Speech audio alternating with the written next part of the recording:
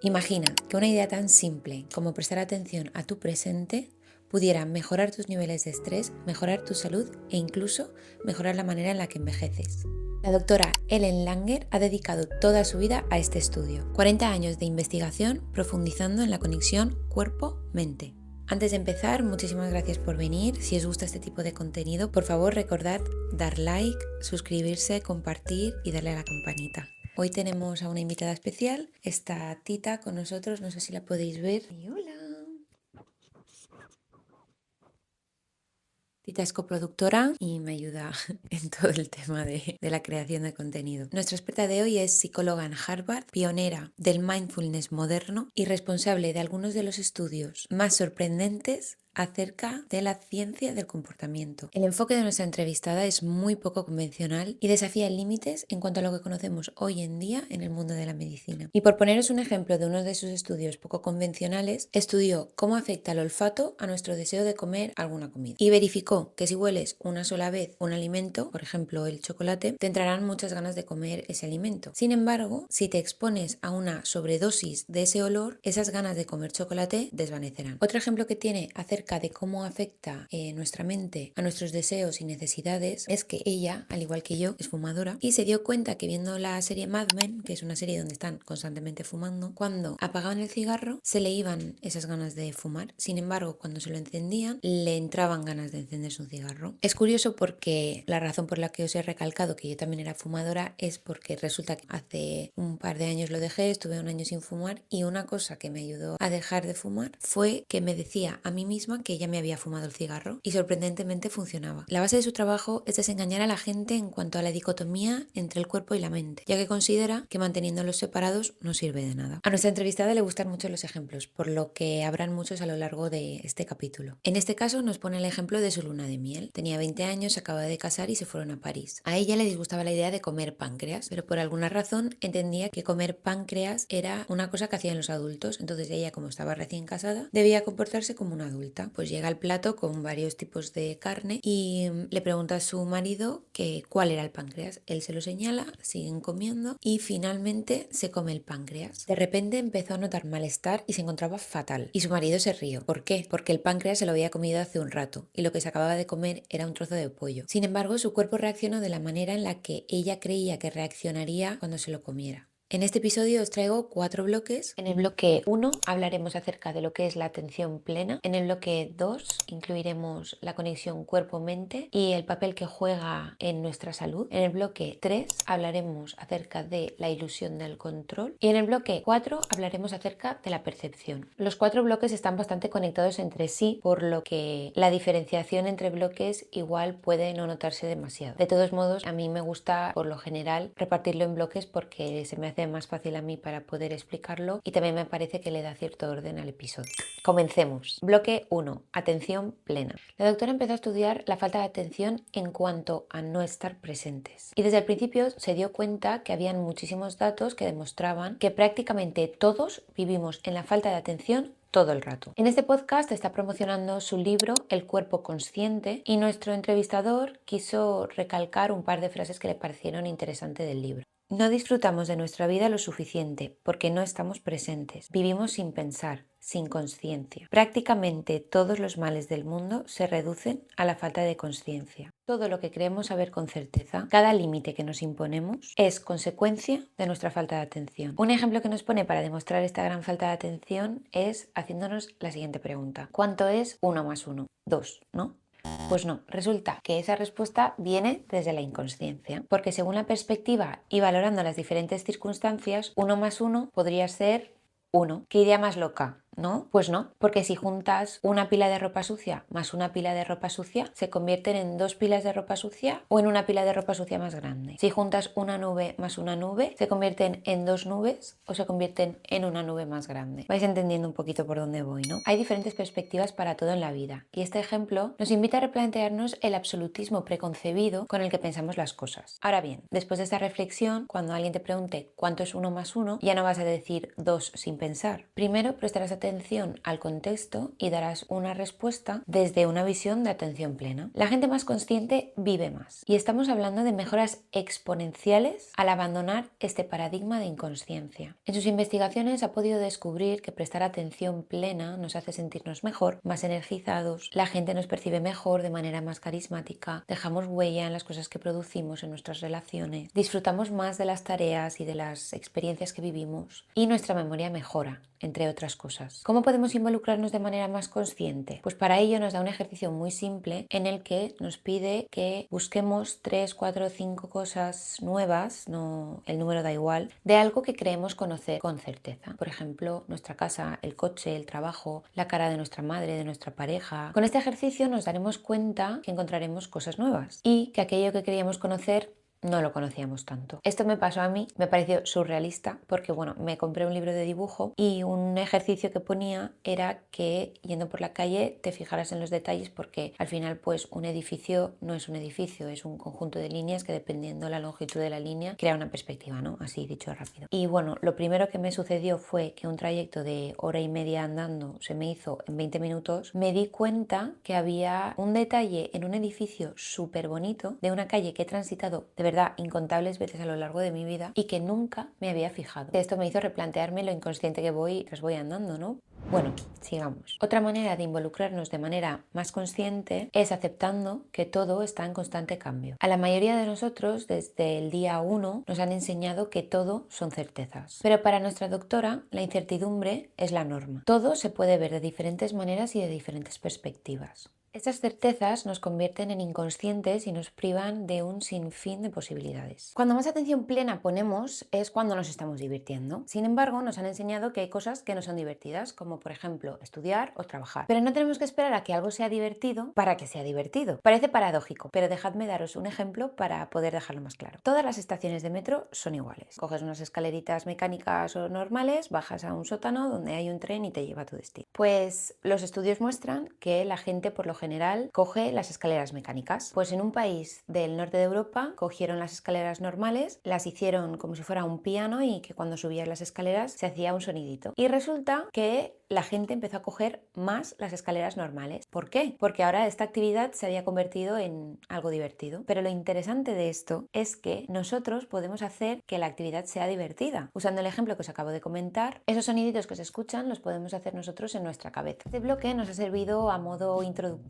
de las cosas que vamos a comentar, ya que evidentemente para poder cambiar nuestras perspectivas y cambiar la manera en la que hablamos de las cosas, tenemos que tener esta atención plena. Dicho esto, vamos a entrar en el bloque 2, en el que hablamos acerca de la conexión cuerpo-mente y de sus implicaciones en nuestra salud. Los profesionales buscan la respuesta a la siguiente pregunta: ¿cómo se conecta algo tan etéreo como la mente con algo tan material como el cuerpo? ¿Cuáles son los mediadores entre estos dos conceptos? Nuestra experta insiste en que no necesitan mediador porque ya son uno. La doctora Langer cree y confía en que eventualmente el sistema médico occidental llegará a darse cuenta de que, en cierto sentido, todo el tema de la mente es realmente importante en nuestra salud y en el transcurso de la enfermedad que estemos viviendo. Según nuestra experta, la mayor parte del deterioro que experimentamos es consecuencia de nuestra propia mente. Como comentábamos en el bloque 1, la atención plena es muy importante y a nuestra entrevistada le parece imperativo tenerlo en cuenta en cuanto a la salud y las ciencias médicas, ya que, igual que con todas las ciencias, los resultados que nos pueden dar los médicos son solo probabilidades. ¿Por qué decimos esto? Porque un experimento fiable es un experimento que, si se repite en las mismas circunstancias, que por cierto es prácticamente imposible repetir algo de manera exactamente igual, pero bueno, en el caso de que se repitiera exactamente igual, es probable que se obtengan los mismos resultados. El problema es que estas probabilidades se muestran en libros de texto, en lecturas, en charlas, como pruebas absolutas. ¿Por qué es esto un problema? Porque cuando nos presentan algo con certeza, dejamos de prestar atención. Por ejemplo, hay médicos que dicen con convicción: te quedan 6 meses de vida, pero es que no hay manera de que ellos puedan saber eso a ciencia cierta. Y lo que ocurre muchas veces es que estos pronósticos se convierten en profecías autocumplidas. El lenguaje es muy importante a la hora de determinar cómo vamos a actuar y cómo va a responder nuestro cuerpo frente a diferentes situaciones. En este caso nos pone de ejemplo a una amiga suya que tenía cáncer. Resulta que estaba en remisión. Si una persona que no hubiese sufrido cáncer se hubiese hecho las mismas pruebas, se hubiese determinado que esta persona no tenía cáncer. Sin embargo, para su amiga, el cáncer podría reaparecer. Ahora cambiemos el paradigma. Te resfrías, estás una semana en cama con 40 de fiebre, encontrándote fatal, y a la semana siguiente te curas. Anchas Pascuas y a vivir la vida. Pero 2 meses después te vuelves a resfriar. ¿Esto entonces qué significa? ¿Que es un resfriado nuevo o que tu resfriado estaba en remisión? ¿Por qué influye la manera en la que nos comunican las cosas? Porque al ver el cáncer o la enfermedad que sea como una nueva, te empodera. Porque si lo has superado 1, 2 y 3 veces, esta cuarta vez también la vas a poder superar. Sin embargo, si lo ves como que el cáncer que ya has tenido ha reaparecido, lo que pasa es que tu visión acerca de la enfermedad cambia, porque para ti no lo estás logrando vencer. La perspectiva acerca de la misma cosa cambia y tu actitud acerca de ella también. Por seguir en la misma línea, nos habla acerca de la regla de los 5 años que se utiliza en el cáncer de mama. Para que un médico dictamine que ya no tienes cáncer de mama, tienen que haber pasado 5 años sin que vuelva a reaparecer. Creer que esta enfermedad puede seguir ahí y que va a volver a aparecer en cualquier momento es muy estresante. Y el estrés tiene graves implicaciones en nuestra salud, cosa que no se desarrolla a lo largo de este episodio, pero habrá un episodio donde hablemos acerca de los efectos del estrés en nuestro cuerpo. Volviendo a lo que estábamos comentando, durante 5 años esta persona sigue en agonía pensando que una enfermedad que ya no está o está en remisión puede volver a aparecer. Y esto es muy poco saludable. Con esto creo que habré dejado claro por qué es importante el lenguaje y la manera en la que lo utilizamos. Como nota, Susan Love, una experta en cáncer de mama, estaba de acuerdo con nuestra entrevistada, por lo que le hizo sentir más cómoda al ir a contracorriente contra el sistema médico. Y quiero dejar claro que no nos está incitando a no ir al médico o a no hacerle caso a los médicos. De hecho, comenta que si ella se pusiera enferma, iría de cabeza al hospital para ver qué le pasa. Pero simplemente no se rendiría sin más respecto a ellos y al diagnóstico de cualquier hipótesis catastrófica que le dieran. Esto nos da una especie de esperanza en torno a la capacidad de acción que tenemos sobre la enfermedad en comparación con el poco control que nos da la dinámica tradicional donde un médico nos dice cómo son las cosas y cómo van a transcurrir. Al igual que cuando nos dicen que tenemos una enfermedad crónica y se entiende crónico como algo incontrolable. Pero, una vez más, no se puede probar que algo sea totalmente incontrolable. Todo es variable y está en constante cambio. Nada es igual de un momento a otro de ninguna manera. Cuando nos dan un diagnóstico, asumimos que se quedará igual o que irá a peor. Pero si prestamos atención a esos momentos donde nos encontramos algo mejor, tendremos más poder sobre esta enfermedad. Sobre esto hizo un estudio donde llamaba a personas con diferentes tipos de enfermedades crónicas como el Parkinson, la artritis, fatiga crónica, esclerosis múltiple, etc. Las llamaba a horas random del día y les preguntaba que cómo se encontraban en comparación a la última llamada y por qué. Y se dio cuenta que pasaban 4 cosas. La primera es que se inicia un proceso donde te sientes en control y donde estás haciendo algo para sentirte mejor. La segunda es que al notar que te sientes algo mejor, sientes cierto alivio. La tercera es que al preguntarnos por qué, se realiza una búsqueda consciente que por sí sola los datos demuestran que es beneficioso para la salud. Y la cuarta es una creencia de la doctora donde dice que cuando crees que vas a encontrar la solución o la buscas, es más fácil que la encuentres. Y de todos modos, esto ya lo añado yo, aunque no la encuentres, por lo menos puedes hacer el camino más fácil encontrando qué cosas te sientan mejor y qué cosas te sientan peor. Esto se ve claramente con el placebo. No te están dando nada, sin embargo, te curas. Estás consiguiendo mejorar por ti mismo. El placebo es una expectativa y las expectativas controlan nuestro comportamiento. Este ejercicio mencionado lo podemos hacer nosotros mismos, poniendo alarmas en el móvil con diferentes horas y prestando atención a nuestro cuerpo, nos permitiremos conectar de manera más profunda con nosotros mismos.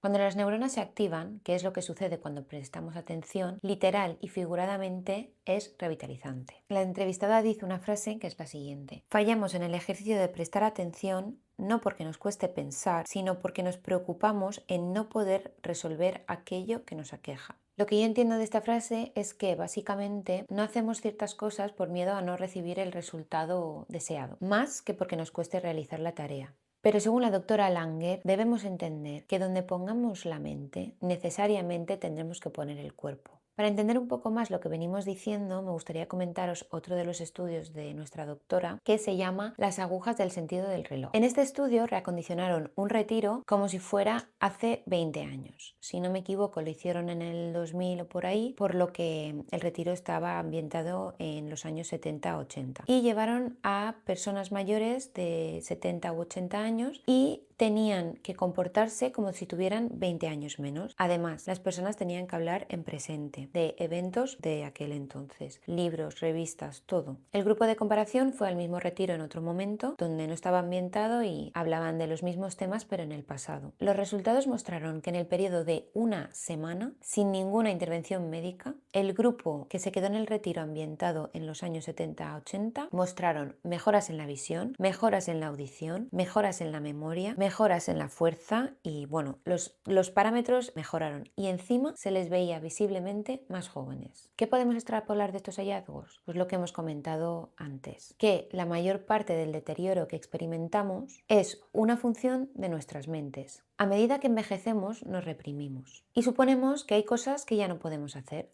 así que dejamos de hacerlas. Por ejemplo, todas las personas de todas las edades nos olvidamos de cosas. De hecho, en este caso nos pone de ejemplo a sus alumnos, que evidentemente no todos sacan 10 en los exámenes porque no se acuerdan de algunas cosas. Sin embargo, cuando somos jóvenes no nos preocupamos de esta pérdida de memoria, pero cuando envejecemos empezamos a verlo como parte del proceso. Al eliminar estos pensamientos limitantes se nos abre un abanico de posibilidades. La manera en la que podemos poner esto en práctica es que debemos partir de la premisa de que todo es incierto y así de manera natural abordaremos las cosas con mayor atención. Y en segunda instancia, cuando tengamos alguna duda o alguna pregunta sobre algo, tratemos de responder con varias respuestas. Es decir, tratar de encontrar varias perspectivas a la misma situación.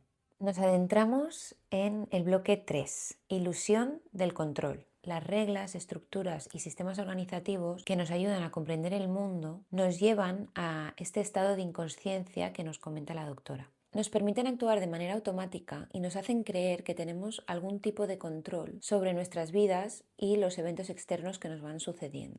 A su vez, nos hace sentir que somos muy buenos evaluando riesgos a la hora de tomar decisiones. Por ejemplo, si yo pienso que tú eres de X manera, entonces yo sé que eres lo que sea que yo creo que eres y puedo asegurarme de actuar en consecuencia para no resultar herido. Un poco como la respuesta evolutiva que comentábamos durante el episodio 2 del Dr. Gabor Mate. Aunque justamente el entrevistador le pregunta si va por ahí el tema de lo que ella está comentando y ella dice que no. Mi manera personal de entenderlo es que ella dice que no a esto porque ella entiende que esto no sucede debido al efecto de las percepciones. Es decir, si cambias la manera en la que ves X actitud, tu respuesta será diferente, porque todos estamos en constante cambio. A veces eres así, a veces eres asá, y una misma manera de ser tiene diferentes formas de ser percibida. En mi opinión personal, todo está relacionado. Nuestra mente funciona así para protegerse, pero a su vez nosotros tenemos control sobre nuestra propia mente, una especie de pez que se muerde la cola, por lo que a pesar de que nuestra mente funciona así, nosotros podemos trabajar en nuestras propias percepciones. Y esto que comentaba nos lleva a otra idea que tiene acerca de trascender prejuicios y llegar a un estado de comprensión. Nos pone como ejemplo a una persona percibida como tacaña. Ese adjetivo es negativo, pero si lo miras desde otro prisma, es una persona ahorradora. Los conceptos significan lo mismo, pero una es positiva y otra es negativa. O en otro caso, una persona te puede parecer un poco snob, esta gente que va con la nariz alta y la cabeza mirando el techo. Si piensas esto de alguien, automáticamente vas a rechazarle y probablemente ni le des una oportunidad. Sin embargo, puedes pensar que igual esta persona se comporta así porque es tímida. Pensar que una persona es tímida te abre la puerta a empatizar y probablemente le des más oportunidad a entrar en tu vida. Otra frase que he querido destacar de nuestra entrevistada es que dice: el comportamiento tiene sentido desde la perspectiva del que actúa. De lo contrario, no lo haría. Nadie se levanta diciendo: hoy voy a ser un torpe, desconsiderado y voy a procrastinar. Así que cuando alguien esté haciendo algo que te esté poniendo de los nervios, pregúntate: ¿cómo puedo ver esto desde otra perspectiva? Por ejemplo, la inconsistencia de una persona se puede traducir en flexibilidad. Una persona impulsiva se puede traducir en una persona espontánea. Sobre esto hizo un estudio donde le dio a un grupo de personas 300 descripciones con connotaciones negativas y tenían que redondear con un círculo aquellos adjetivos que querían cambiar de sí mismos pero que les estaba costando mucho trabajo. En la siguiente página estaban las mismas descripciones parafraseadas de manera positiva. Y les pedían que hicieran un círculo a aquellos adjetivos que más valoraban de sí mismos.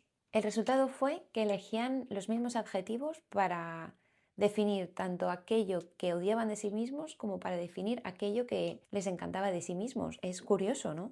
Esto nos va a ayudar a mejorar las relaciones con los demás y a su vez con nosotros mismos, ya que desaparece la necesidad de menospreciar, ya que todo tiene una razón. Todo el mundo tiene razón desde su perspectiva. Y si podemos llegar a comprender y aceptar esto, nos permitiremos tener algo más de comprensión y empatía. Indica que este comportamiento viene derivado de la mentalidad de escasez. La mentalidad de escasez, que por cierto hay un capítulo completo acerca de esto en su libro, es la creencia de que las cosas que te importan son limitadas. Y esto nos lleva a creer que dos personas no pueden ser importantes, felices y plenos a la vez. Si tú consigues algo, entonces hay menos probabilidades de que yo consiga la misma cosa. Por lo tanto, nos irritamos y nos ponemos a la defensiva. ¿Cómo nos ayuda la atención plena a desvincularnos de esta mentalidad de escasez? En primera instancia nos daremos cuenta de que hay abundancia de todo. En segundo lugar, nos damos cuenta de que la misma cosa se puede utilizar de maneras diferentes. Como os decía, las cosas que nos importan no son limitadas. Y por último, todos podemos prosperar dependiendo de la mentalidad que tengamos. Y con ello vemos que no tiene por qué existir esta competencia entre nosotros. Volviendo al tema, la mentalidad de escasez nos lleva a la idea de que podemos predecir el futuro para tener mayor control sobre los eventos que nos van sucediendo, lo que al final nos acaba provocando estrés y preocupaciones en diferentes aspectos, como cuando queremos tomar una decisión y no sabemos cuál es la correcta. Para la doctora Langer, nada es predecible y todo depende de la perspectiva que le quieras dar. En el caso de la toma de decisiones, no nos centremos en tomar la decisión correcta, sino que hagamos que la decisión tomada sea la correcta. Esta frase es motivadora e inspiradora. Motiva a tomarse la vida de manera más fácil, ya que a fin de cuentas todo depende de nosotros y de nuestra manera de percibir la situación para que algo salga bien o mal. Los resultados están en nuestra cabeza. El valor que le demos a estos resultados y la forma en la que los entendamos determinará nuestra respuesta emocional a la situación. Y cuanto más conscientes seamos, más maneras tendremos de verlo y más opciones tendremos. Y es que cuando algo sale mal, asumimos que la otra opción hubiese sido mejor. Pero eso es algo que nunca vamos a poder llegar a saber porque solo vivimos una vida. En el hipotético caso de que pudiéramos vivir varias vidas antes de tomar una decisión, entonces sí. Lo pruebas y actúas en consecuencia de lo que más te ha gustado, pero no es el caso. Para terminar, empezamos con el bloque 4, que va sobre estar presentes no tanto en cuanto al famoso mundo del mindfulness, sino más bien en cuanto al no tan famoso mundo de la percepción. Hemos tratado la percepción a lo largo de todo el capítulo, pero como os comentaba al principio, todos los bloques estaban muy interconectados. Volviendo a los efectos de la percepción en la salud, la doctora Langer dirigió un estudio donde medía los niveles de glucosa en sangre de personas diabéticas a diferentes horas del día. El estudio consistía en poner a estas personas frente a un ordenador con un reloj al lado y cada 2 minutos tenían que cambiar de juego. Todo esto era porque tenían que prestar atención al reloj. En uno el reloj iba más despacio, en otro el reloj iba más rápido y en el otro el reloj iba normal. Todos diríamos que los niveles de glucosa en sangre actuarían en base a las necesidades fisiológicas de la persona. Sin embargo, los resultados mostraron que los niveles de azúcar de estas personas seguían patrones en base al tiempo percibido. Hay otro estudio del mismo estilo con el sueño. También habían 3 grupos. En uno se les hacía percibir que habían dormido menos de lo que habían dormido realmente. En otro se les hacía ver que habían dormido más de lo que habían dormido realmente. Y el otro grupo se les hacía ver que habían dormido lo que habían dormido. Los resultados mostraron que las funciones cognitivas y conductuales parecían estar relacionadas con la cantidad de sueño percibido. Esto también es importante en cuanto a la fatiga física. Nos dice que la fatiga en gran medida es una construcción psicológica y comenta que no estamos ni cerca de vivir la vida que podríamos estar viviendo. Por ejemplo, le hizo una pregunta a sus estudiantes y les preguntaba cuántos kilómetros creían que era lo máximo que una persona podía correr. Las respuestas estaban entre 50 y 80 kilómetros. Pues resulta que hay una tribu en no sé dónde que corren hasta 321 kilómetros. Para Ellen, todo está al alcance de todos. Simplemente en un momento dado unos son mejores que otros. Pero categorizar a alguien o a un grupo de personas como súper cierra las puertas a que los demás puedan hacerlo. Otro estudio muy importante acerca de la percepción es que cogieron a camareras de hotel y les preguntaron cuánto ejercicio físico hacían al día. Las que no hacían deporte después de trabajar decían que ninguno, porque no consideraban que su trabajo fuera ejercicio físico. Cogieron a dos grupos, a uno les hicieron ver que su propio trabajo era ejercicio físico. Les pusieron ejemplos de los músculos que ejercitaban a la hora de hacer una cama, de barrer, de andar de un piso a otro, y el grupo comparativo no fue instruido en estos conocimientos. Los resultados mostraron que las que consideraron su trabajo como ejercicio físico adelgazaron y encontraron mejoras en el ratio cintura-cadera, el índice de masa corporal se redujo y también disminuyó la presión arterial. Y todo esto solo cambiando la percepción. De hecho, introduciendo de nuevo la atención plena en esto que estamos comentando, vi un podcast diferente a este que comentaba que prestar atención al músculo al que estabas ejercitando mostraba mejores resultados en cuanto a crecimiento muscular. También hablamos un poquito sobre la imaginación, ya que es mucho más importante de lo que creemos. Hizo un estudio donde disfrazaba a personas de piloto y tenían que imaginarse que eran pilotos. Y luego les hacían una serie de pruebas de visión. Pues evidentemente los pilotos tienen mejor visión. Pues estas personas, tras imaginarse que eran pilotos, mostraban mejores resultados en su visión. Al final lo que nos quiere decir es que subestimamos nuestras habilidades y gracias a estos estudios nos liberamos de estos límites. La verdad es que me ha encantado analizar este capítulo. Como os decía, personalmente debo poner en práctica muchísimas de las cosas comentadas. Además, ella también me ha encantado, no la conocía y me ha parecido una persona con una vitalidad increíble. Y además también me ha gustado que decía no sé a muchas cosas en el sentido de que no se inclina a afirmar que algo no es cierto, ni tampoco que sí lo sea. Piensa que todo es posible, que todo es potencialmente interesante, que la vida es divertida y que nadie es mejor que nadie. A mí personalmente me parece una filosofía preciosa. Dicho esto, como bien quiero hacer costumbre, os dejo una reflexión acerca de lo comentado en el capítulo de hoy y es: ¿hay algo en tu vida que percibes como negativo? En caso de que sí, te invito a hacer el ejercicio de analizar dicha cosa o situación y tratar de verla desde otro prisma, intentando sacar las cosas positivas. Si quieres saber más acerca de la doctora Ellen Langer o tenéis algún episodio en concreto que queráis que analice, por favor dejádmelo en comentarios. Muchísimas gracias por quedarte hasta el final.